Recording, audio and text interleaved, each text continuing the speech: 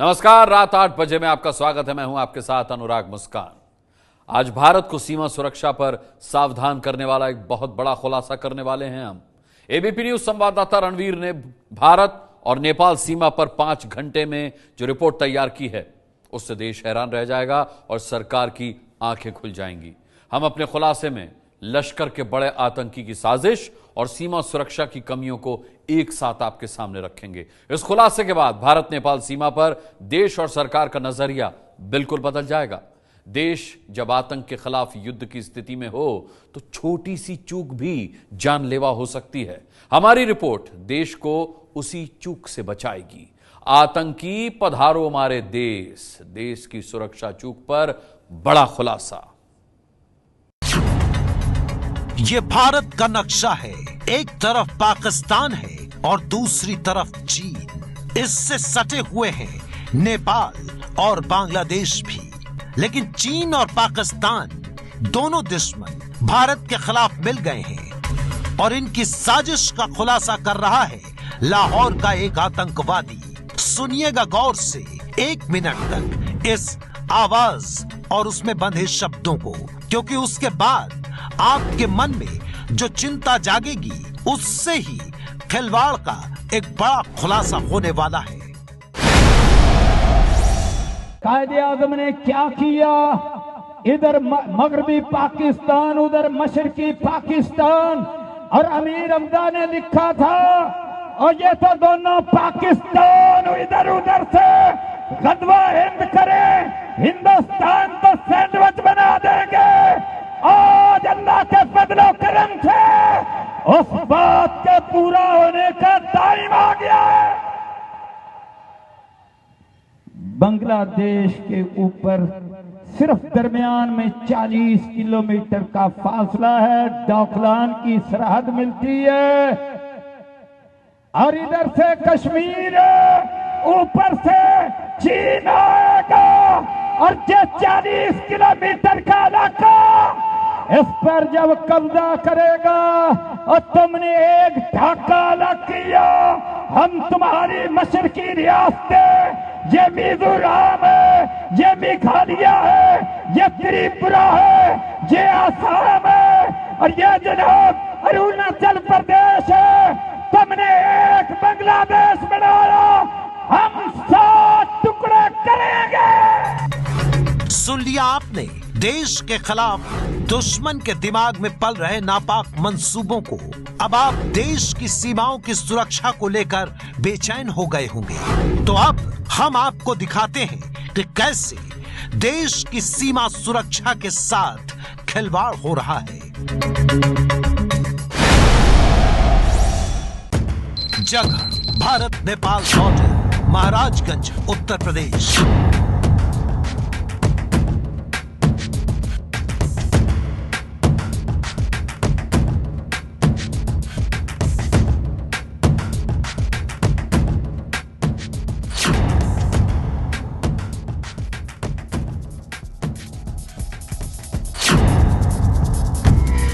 भारत और नेपाल के बीच खुली सीमा, जहां से पाकिस्तान की साजिश और चीन के बुरे इरादों का खतरा कभी भी भारत में घुस सकता है, पर यहां सुरक्षा कान में तेल डालकर सो रही है।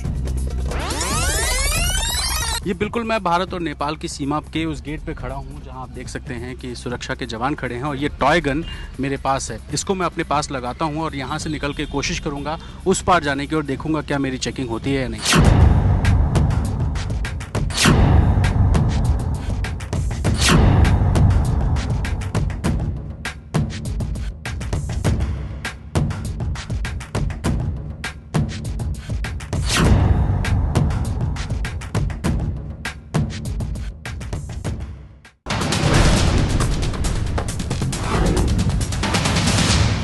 टॉय गन है, अगर मैं नेपाल से आराम से लेके इसको इंडिया में चला जाऊं तो मुझे यहाँ पे कोई सुरक्षा कमी नहीं होगी। कैमरे पर संवाददाता रणवीर वही टॉय गन दिखा रहे हैं जो थोड़ी देर पहले उन्होंने कमर के पीछे छिपाई थी। सुरक्षा बलों ने हाथों में ये नकली बंदूक देखी तो कैमरा ही बंद कराने लगे।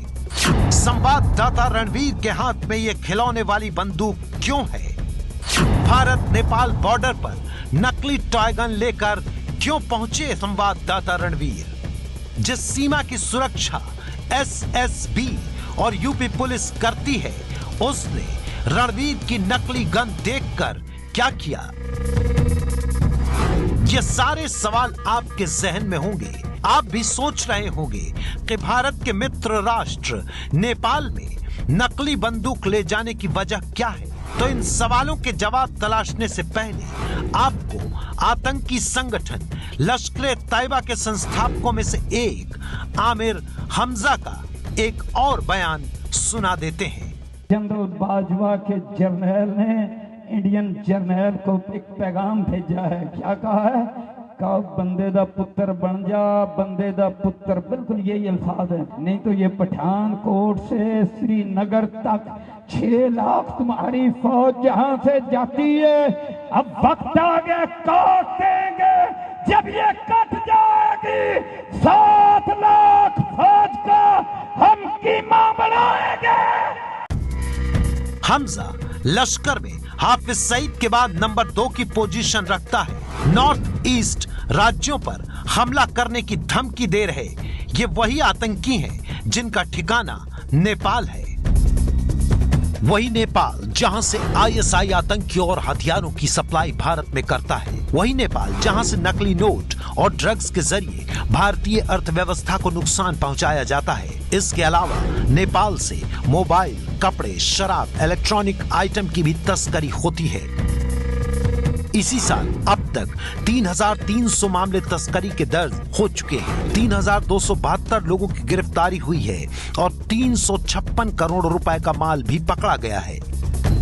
इसलिए आज हम नेपाल बॉर्डर की मुस्तैदी से पड़ताल करने वाले हैं। अगले 10 मिनट में आपको आतंकियों को आमंत्रण देने वाली लचर सुरक्षा व्यवस्था की पोल खुलते हुए आपके टीवी सेट पर दिखेगी। उत्तर प्रदेश विधानसभा के अंदर से विस्फोटक मिलने के बाद से पूरे प्रदेश में अलर्ट की स्थिति है और सुरक्षा बलों को यह निर्देश दिया गया है कि वो चप्पे चप्पे पे निगरानी करें।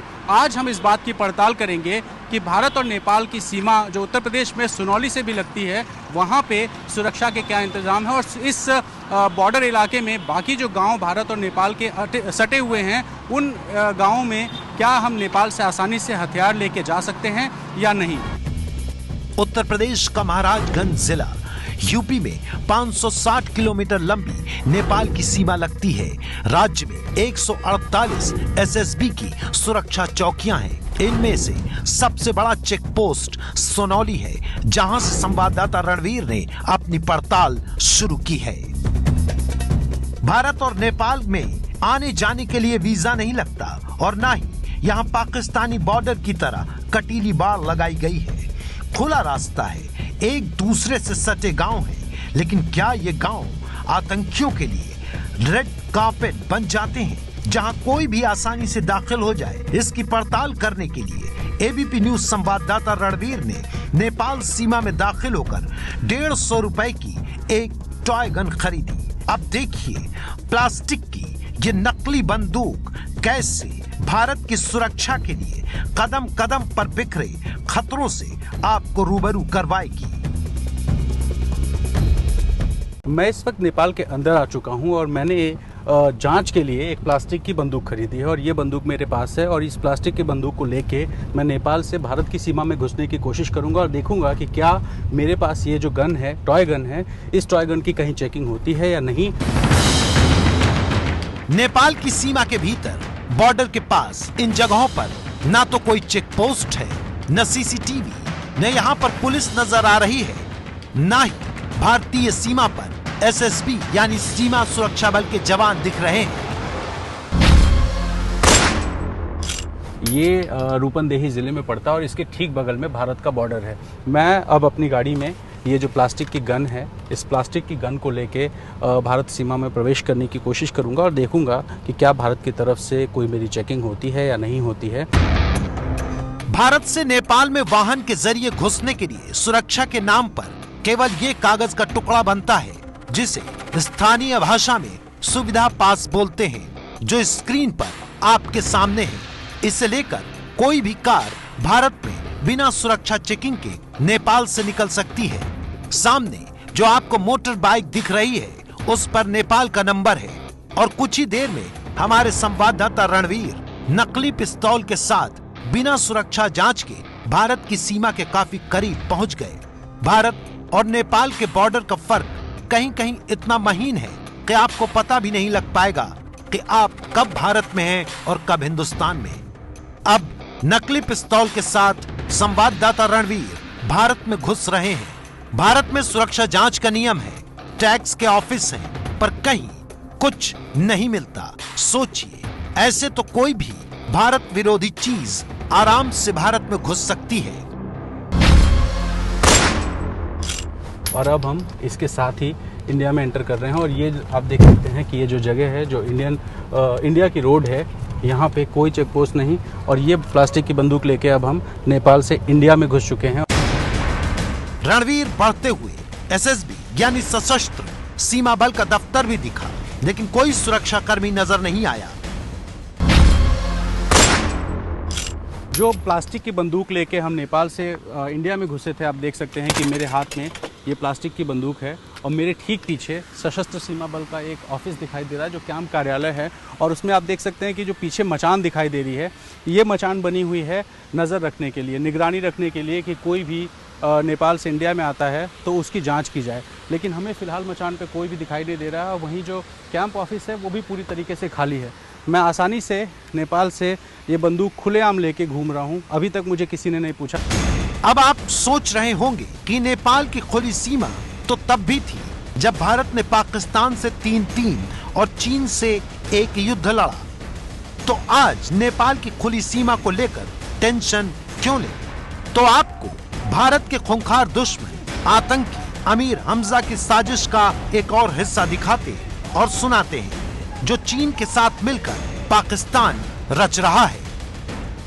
अरे चीन जनपद, हम आपकी स्टेटमेंट का शुक्रिया अदा करते हैं। अरे शुक्रिया का हक अदा करते हुए हम डोकलाम में भी लड़ेंगे, सिक्किम में भी लड़ेंगे, भूटान में भी लड़ेंगे, सिलीगुड़ी कॉरिडोर पर भी लड़ेंगे, दार्जिलिंग में भी लड़ेंगे, वाघा बॉर्डर पर भी लड़ेंगे, श्रीनगर में भी लड़ेंगे।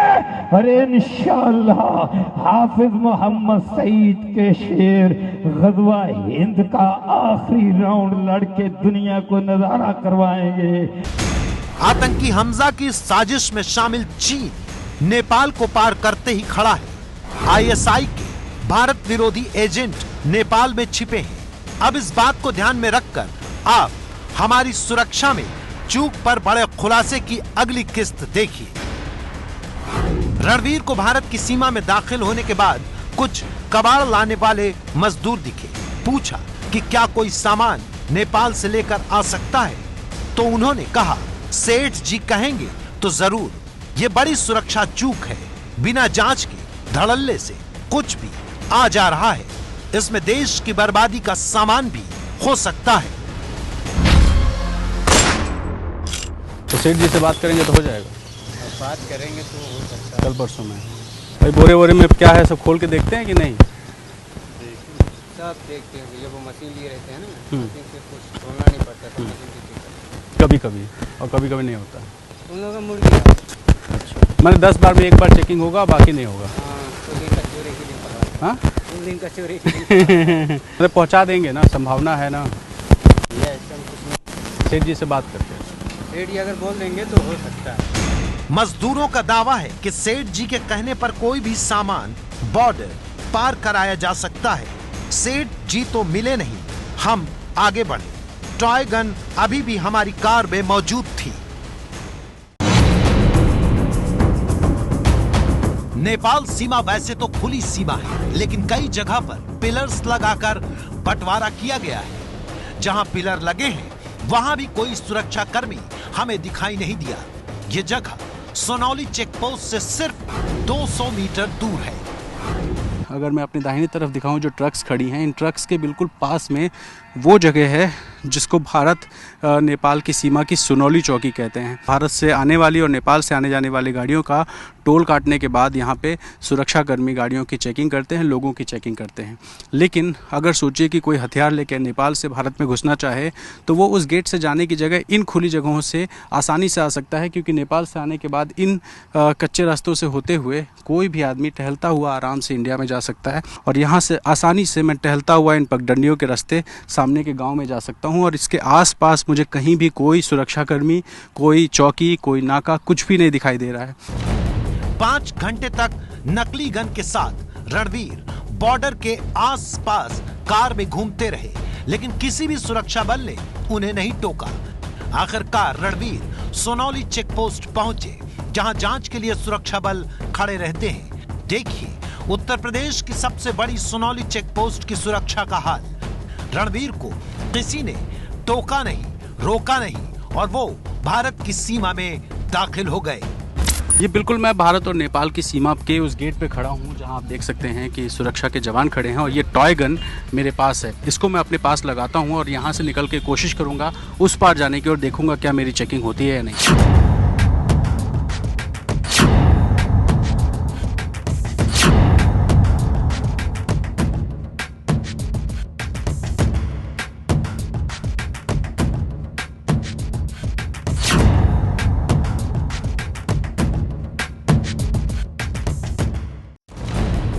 इस बारे में जब रणवीर ने कैमरे पर ड्यूटी में लगे जवानों से पूछना चाहा तो कोई बात करने के लिए तैयार नहीं हुआ। इन सुरक्षा बलों से बात करके जानने की कोशिश करते हैं और उनको दिखाते हैं कि मेरे पास गन है, आखिर मुझे चेक क्यों नहीं किया गया। ये सुरक्षाकर्मी जिन्होंने हमारा कैमरा रोका था। सर एक चीज़ बताइए, अभी मैं पैदल टहलता हुआ जा रहा था, आप लोगों ने मेरी चेकिंग नहीं की? क्यों नहीं की? हाँ? आपको पता है, आपको पता है मेरे पास ये टॉय गन है। मैं आराम से लेके इस टॉय गन को निकल गया और कोई भी यहाँ पे बात करने को तैयार नहीं है। इनसे पूछते हैं, ये शायद सीनियर हैं। सर आप बात करेंगे क्या? मैं बिल्कुल आराम से ये टॉय गन रख के आप है ना प्लीज बंद करो। तो आप देख सकते हैं कि टॉय गन लेके हम अंदर चले गए, उसके बाद हमें किसी ने नहीं रोका। अब जब सवाल पूछ रहे हैं तो ये लोग यहाँ पे बात करने को तैयार नहीं है। ये टॉय गन है, अगर मैं नेपाल से आराम से लेके इसको इंडिया में चला जाऊँ तो मुझे यहाँ पे कोई सुरक्षाकर्मी नहीं रोकेगा। इस बारे में संवाददाता रणवीर ने एसएसबी के कमांडेंट शिवदयाल से संपर्क कर उनका पक्ष जानना चाहा। वो कैमरे पर तो नहीं आए, लेकिन अपना पक्ष रखा। भारत नेपाल सीमा पर हुई सुरक्षा की चूक को लेकर जब हमने सशस्त्र सीमा बल के कमांडेंट शिवदयाल से संपर्क किया तो उन्होंने कहा कि अगर ऐसा हुआ है तो ये चिंता का विषय है और कोशिश की जाएगी कि आने वाले वक्त में इस चीज़ों को सुधारा जाए और ऐसी स्थिति ना उत्पन्न हो। उन्होंने कहा कि आने वाले समय में स्कैनर लगाए जाएंगे और साथ ही चीज़ों को चैनलाइज किया जाएगा। उन्होंने ये भी कहा कि हाल के दिनों में लश्कर के आतंकी समेत कई ऐसी चीज़ों को उन लोगों ने पकड़ा है जो कि यहाँ सीमा से पार करने की कोशिश कर रहे थे, लेकिन बावजूद उसके अभी भी अगर कुछ कमियां हैं तो उनको आने वाले दिनों में सुधार लिया जाएगा। सुना आपने, एसएसबी के बयान में भी लश्कर के आतंकवादी पकड़े जाने का जिक्र है और हमने आपको लश्कर के सह संस्थापक आमिर हमजा के बयान में सुनाया था कि भारत के खिलाफ चीन के साथ मिलकर पाकिस्तान क्या साजिश रच रहा है। फिर भी सुरक्षा के ऐसे लचर इंतजाम चिंता पैदा करते हैं। सवाल सिर्फ एक नकली बंदूक का नहीं था, सवाल 1751 किलोमीटर लंबी भारत नेपाल सीमा का है जो देश से लगती है। आतंकवाद की साजिश बड़ी है और सुरक्षा में चूक भी, इसलिए हमने इसकी जानकारी देश के गृह राज्य मंत्री हंसराज अहीर को दी। गन लेकर के हमारे कॉरेस्पॉन्डेंट इधर से उधर गए, लेकिन किसी ने रोका टोका नहीं। इसके संज्ञान लेंगे आप? मुझे कुछ इसके बारे में पूरा पता नहीं है, लेकिन सुरक्षा के दृष्टिकोण से हमारे वहाँ की जितनी भी तैनाती है, जो भी जवान है वो काम करते हैं। अगर ऐसा कुछ हुआ है तो अभी हम जानकारी लेकर बताएंगे। जो कुछ है वो कैमरे पर शीशे की तरह साफ दिखा।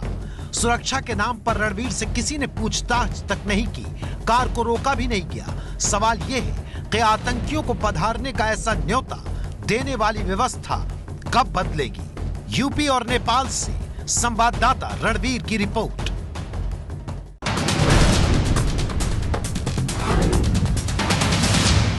ये है एबीपी न्यूज आपको रखे आगे।